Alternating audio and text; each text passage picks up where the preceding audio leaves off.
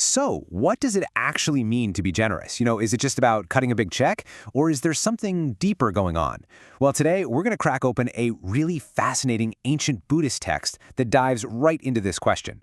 And let me tell you, the answer is probably not what you're expecting. All right, so here's our game plan. We're going to start with a really simple question someone asked the Buddha. Then we'll get into what makes a gift truly valuable. It's wild. We'll climb this thing called the ladder of giving, and then discover gifts that don't cost a thing. And we'll wrap it all up with the Buddha's final lesson, which is a real stunner.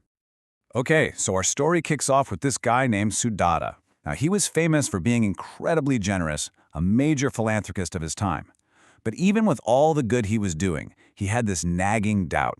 He goes to the Buddha to ask, am I doing this right? Is what I'm giving actually making a real difference? So Sudatta lays it out. He says, look, the charity I do at my own home, it's pretty humble. It's simple food, everyday stuff. He's basically asking, is this enough? Does this simple kind of giving even count for anything? And this one question just opens the door for this incredible teaching on what generosity is all about. And the Buddha's answer is amazing. He immediately pivots. He completely shifts the focus away from the thing being given, the soup and ginger, and turns the spotlight right onto the mindset, the intention of the person who's giving it. Yeah, this slide just nails the difference. See, an improper gift is one you give without really caring. Maybe you just toss it aside or have someone else do it for you. But an excellent gift, that's given with real heart, with your own two hands. And here's the kicker. The exact same bowl of soup can be two totally different gifts. It all comes down to what's going on in the giver's mind. So just when you're starting to think, okay, I get it, intention is everything, the Buddha drops another bombshell. He tells a story that shows how the spiritual state of the person receiving the gift can amplify its value beyond anything you can imagine. The idea is that a spiritually pure person is like super fertile soil. Any seed of generosity you plant there just produces this enormous harvest of good karma. And to prove his point, he talks about this guy, Valama, who made the most ridiculously lavish donation in history. We are talking tens of thousands of gold and silver bowls, elephants decked out in gold, a feast so huge you literally couldn't count the food. This sets the absolute high water mark for just giving stuff away.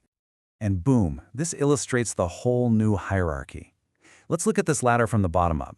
Way down at step 6, you've got all of Valama's incredible treasure. But here's the crazy part. Giving one simple meal to a Sotapanna, that's someone just starting on the path to enlightenment, creates more positive merit than all of that gold combined.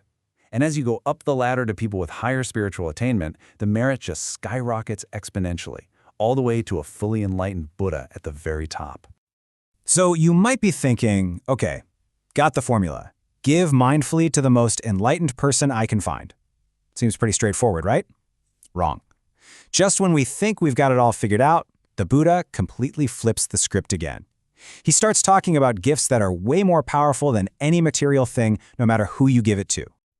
And this leads to the obvious question, doesn't it?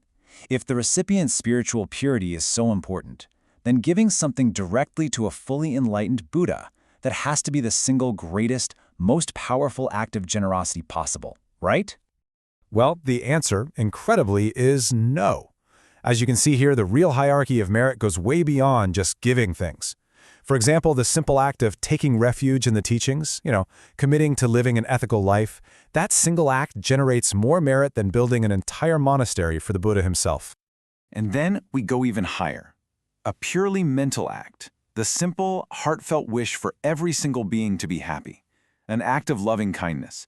Even if it only lasts for the short time it takes to milk a cow, that act outweighs everything we've talked about so far.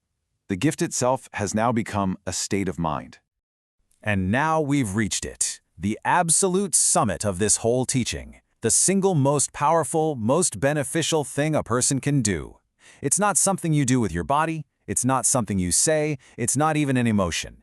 It's a moment of pure insight. And here it is. The greatest gift you can possibly offer the world is a moment of wisdom. The text says that just contemplating the truth that everything is impermanent, that everything rises and falls away, even for the tiny duration of a finger snap, that is the most powerful act of all. It outweighs all the gold, all the charity, all the kindness combined. So to really make this unforgettable, to drive the whole point home, The Buddha ends with this absolutely stunning personal confession. He connects this entire teaching right back to his own journey through time. He reveals that the man who gave the most extravagant material gift in history was him, in a past life. I mean, what a jaw-dropping moment. This ties the whole thing together. He's not just talking theory here, he's telling us about his own direct experience. He then explains what came of all that incredible generosity. And yeah, it created tons of good karma. It led to him being reborn in wealthy, powerful positions. But he says it was a dead end. All the material giving in the universe couldn't, by itself, get him to the ultimate goal, freedom from suffering. And this is his final point. The path he teaches now, this path of ethics and compassion and most of all wisdom, this is what actually works. Material giving is great, it's beneficial for sure, but it's cultivating wisdom that truly frees the mind and puts an end to suffering for good. And so, this ancient teaching leaves us with this really powerful question. It completely reframes what generosity means. It's not just about what we give from our hands, but about what we cultivate in our hearts and in our minds. Maybe the most valuable gift you can offer today is a quiet moment of presence, a simple breath of compassion, or just a single, fleeting finger snap of wisdom.